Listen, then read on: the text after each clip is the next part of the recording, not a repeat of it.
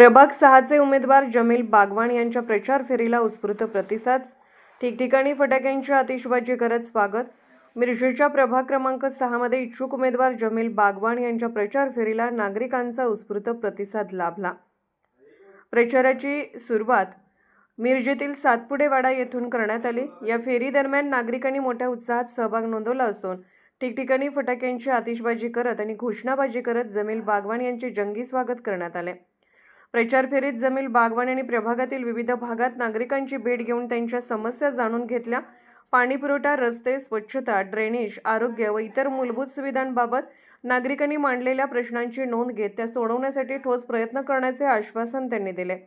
ही प्रचार फेरी सौदागर गल्ली, तहसीलदार गल्ली, सांगली वेस करत नदाब मशिदीजवळील परिसरातून मार्गस्थ झाली। प्रत्येक ठिकाणी कार्यकर्ते व स्थानिक नागरिकांनी फेरीचे उत्साहात स्वागत केले। ही सर्व समाजातील नागरिक मोठ्या संख्येने या फेरीत सहभागी झाले होते।